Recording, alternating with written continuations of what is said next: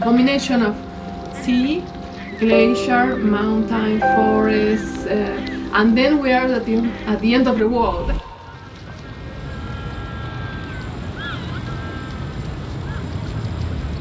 أهلا بكم في أوزويا في فين ديل موندو، نهاية العالم، نهاية الكرة الأرضية من ناحية قارة أمريكا الجنوبية.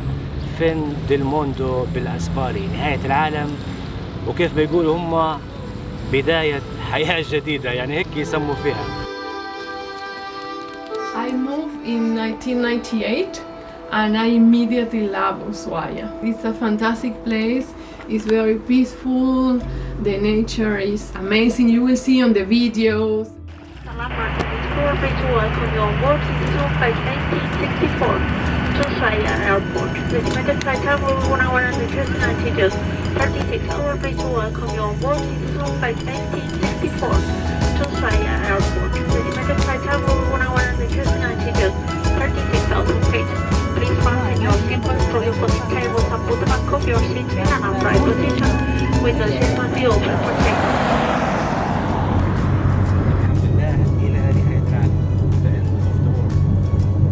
أوزوايا أو أوشوايا؟ أوزوايا. طبعا هنا قاعدين احنا ما زال في منطقة باتاغونيا. طبعا أوزوايا هي جزء من باتاغونيا وهي وين ما تنتهي سلسلة جبال الأنديز.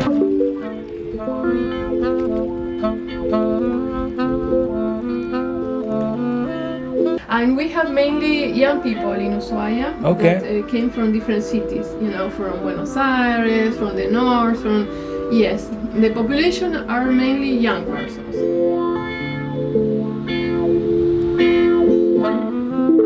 We are only 1,000 kilometers from Antarctica. Wow. And we are 3,500 kilometers from Buenos Aires. So we are very close to the Antarctica more than Buenos Aires. Yes, and then we are on an island. It's called Tierra del Fuego because yes, the land of fire. The land of fire, because the Indians used to make fire on the canoes, and so when the Europeans came, they saw the fire, and that's why they call Tierra del Fuego. Tierra del Fuego, and this is the name of the national park. Yes, also Tierra del Fuego. Tierra del Fuego. الحين نستكشفوا المدينة أو الجزيرة. جزيرة هي أوزوية، جزيرة يعني جاية في نهاية قارة أمريكا الجنوبية. احنا حاليا أقرب لأنتاركتيكا، أقرب للقطب المتجمد الجنوبي من العاصمة بوينس آيرس.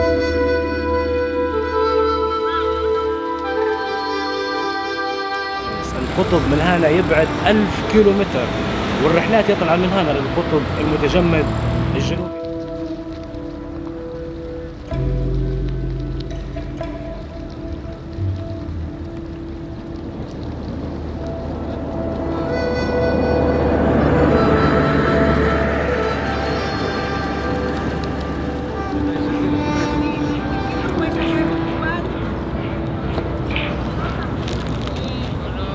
هنا تنتهي سلسلة جبال الأنديز.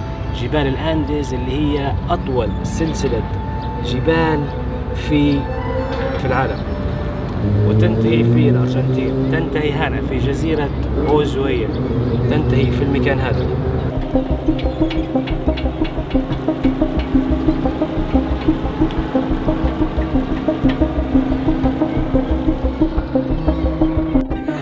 We have a saying here, you know, Ushuaia, fin del mundo, principio de todo. Ushuaia, end of the world, beginning of everything.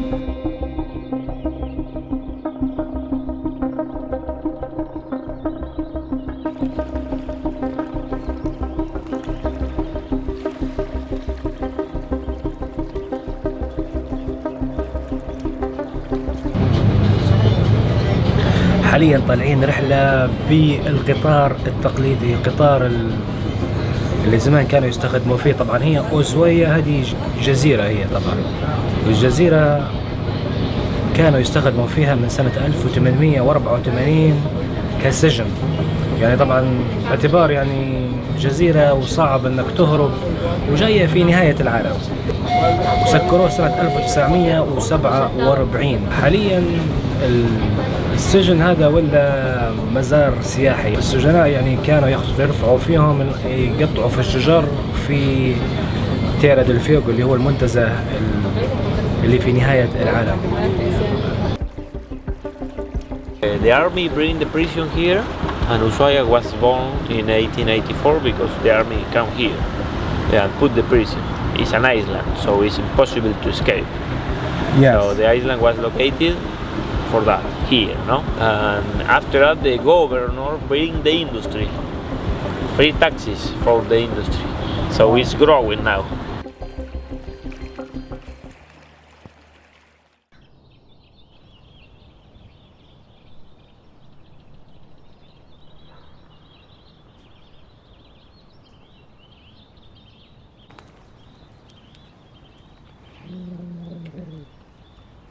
My new friend.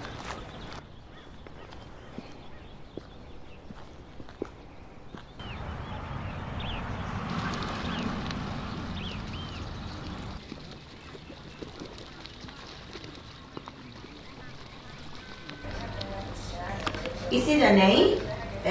R-A-O-U-S? So about these penguins, Shentu, okay, remember Papua in Spanish? They also have black and white feathers, but they have orange feet. Okay, these penguins are fatter, bigger than the other ones. They are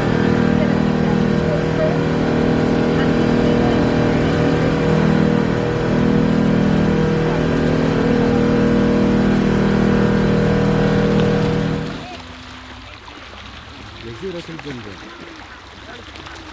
في أوزوايا في الأرجنتين في نهاية العالم في ديلموندو. يعني من أجمل الأماكن اللي تجيها لما تجي لأوزوايا إنك تجي لي جزيرة البنجوين. والجزيرة هذه طبعا ممنوع إنك تلمس البنجوين، ممنوع إنك تاخذ أي حاجة من الجزيرة، سوفينير تذكار، تاخذ رشادة، تاخذ ريشة بنجوين، تاخذ عظم، تاخذ فيه تلقى يعني هيك العظمية متاع بطريق ميت. ممنوع إنك تاخذ أي حاجة لأن البطريق يستخدم فيها باش يدير العش متاعه.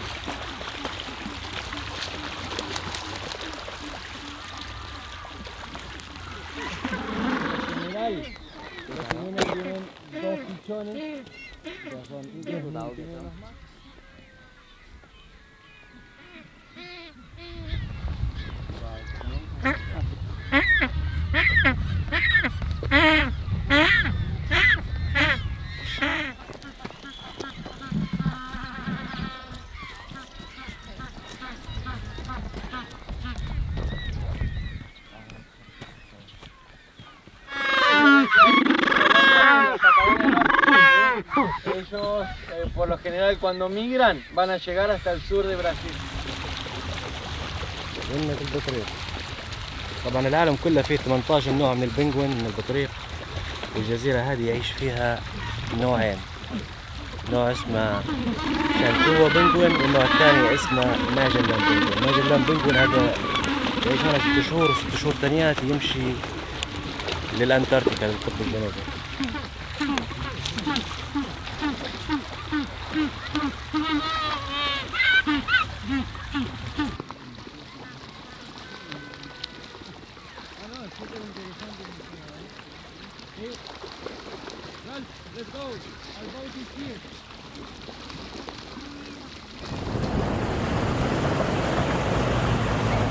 And are part of the most important bone collection of southern marine mammals in Latin America.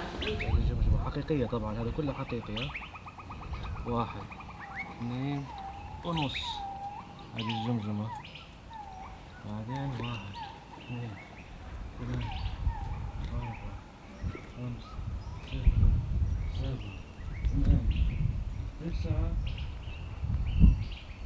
9 سبحان الله.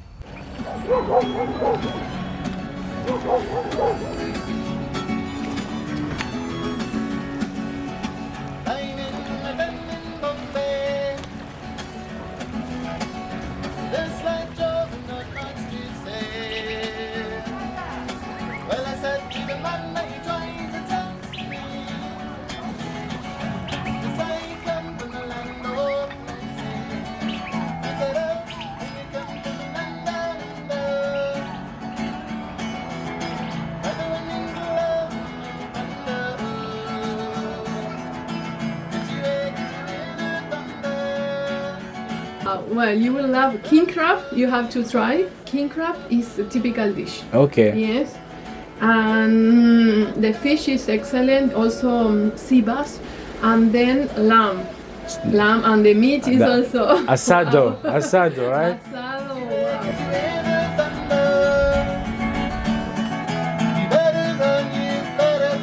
Wow. ¿Es en Toya? Toya es muy No te puedo creer. ¿La estás filmando? La estoy filmando más. ¿Cuánto? ¿Qué es lo que se come de la centolla? Todo lo que... ¡No! Es un espectáculo. ¿De dónde sos? Del Faro. Ah, del Faro. Gracias.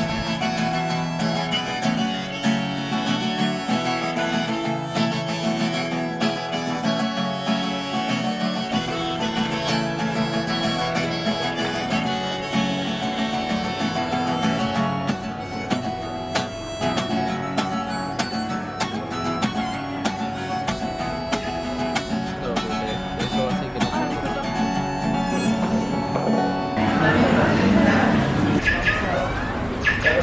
David Fisher. David Fisher from England. You came here to Ushuaia just like to play music. Yeah, that's right. But yeah, traveling all around South America to play street music.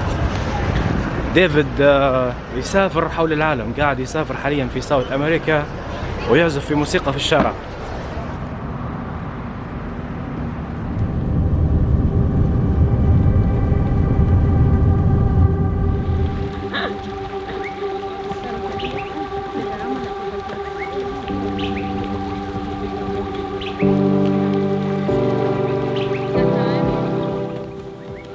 تسعة كيلومتر المشي والجاي بالوقت تاخذ 5 ساعات ماشي جاي. لاجونا أزميرالدا، يلا بينا.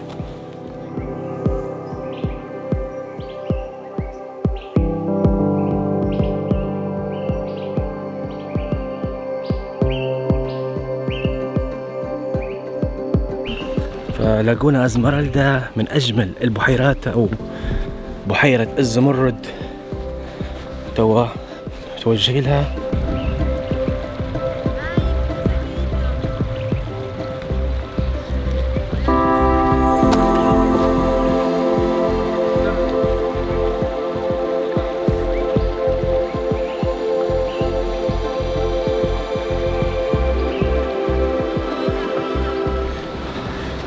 عندي إحساس إني قربت خلاص، مش بعيد.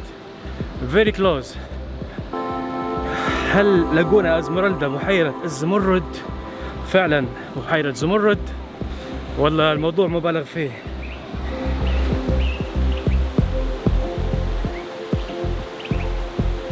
وهذا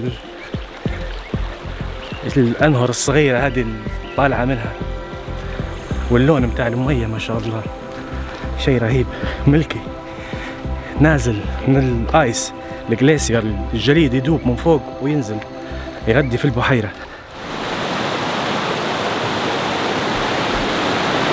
هذه باتاغونيا. مية ما شاء الله، مية طبعا فريش ووتر، صالحة للشرب، مية طازة. فالأجواء ولت تبان يعني بشوية بشوية. حسيت بروحي بديت نقرب.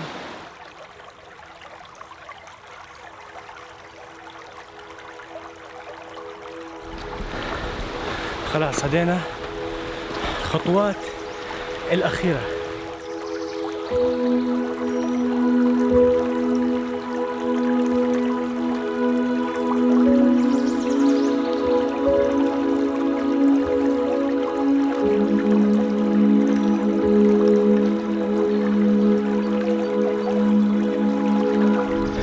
بصراحة it is worth it.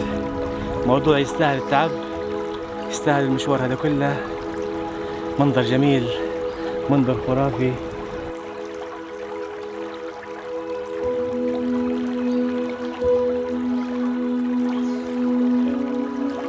سبحان الله العظيم، سبحان الله وبحمده.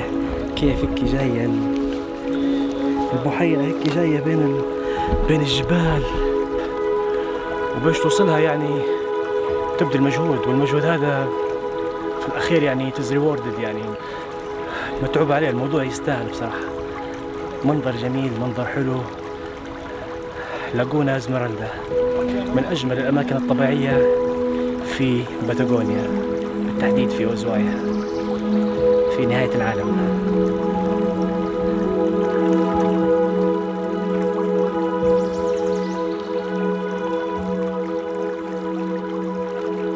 Rodrigo Caspari from Brazil,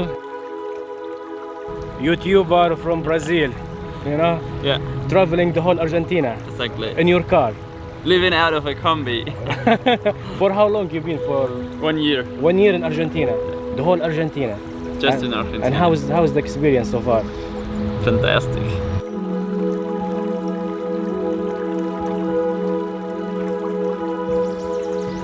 You travel with this car sometime. Yes, I still have this car and all this set, the car, the bike and the motorbike. It's amazing. This is amazing. هذه سيارته اللي مسافر بيها في الأرجنتين. تخيل تسوق في فولكسواجن بايك and motorbike and kayaking. Everything. You are living the dream, man. You are living the dream. Yeah, this is the deal. Yes, and right now you are here. لاجونا إزميرالدا. شوف تلاقينا هنا سبحان الله بالصدفة. We're wearing similar color. Making a new friend.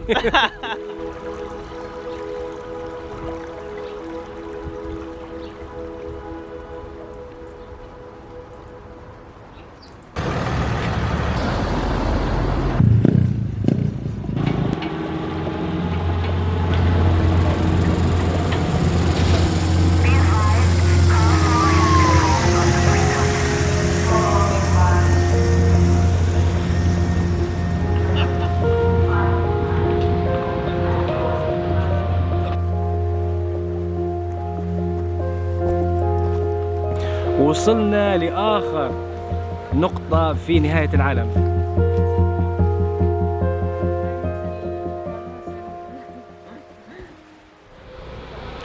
وحاليا احنا موجودين في تييرا ديل فيوغو ناشونال بارك، المنتزه الوطني متاع تييرا ديل فيوغو اللي هو يعني أرض النار. المنتزه الوطني هذا مساحته 650 كيلومتر مربع.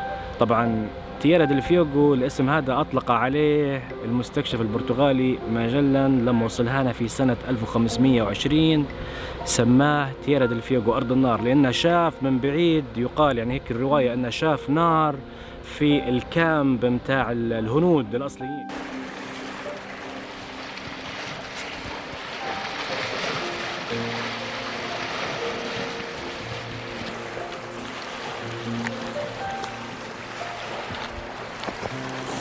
استكشفش يعني هو كان فيه ناس ساكنين هنا، فهو جاء وشاف النار فقال تييرا ديل فيوغو أرض النار. فالبروفنس هذه كلها اسمها تييرا ديل فيوغو، يعني المقاطعة أو الولاية مسمينها تييرا ديل فيوغو، والعاصمة متاعتها اللي هي أوزوايا. وأوزوايا هي شبه جزيرة مقسومة بين تشيلي والأرجنتين، والأرجنتين عندهم الجزء الأخير اللي هو بجنب القارة القطبية الجنوبية. نفس القصة حتى هذه من جرفة، واضح يعني عوامل الطبيعة واضحات هنا تشوفها.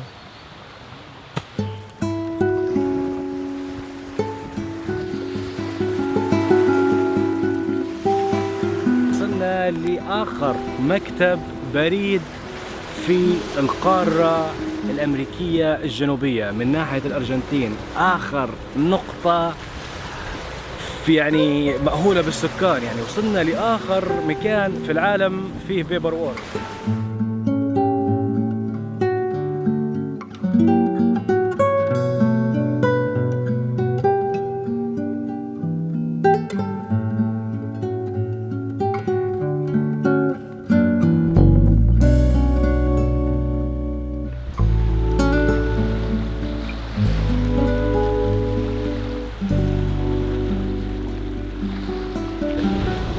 هذا البوست اوفيس،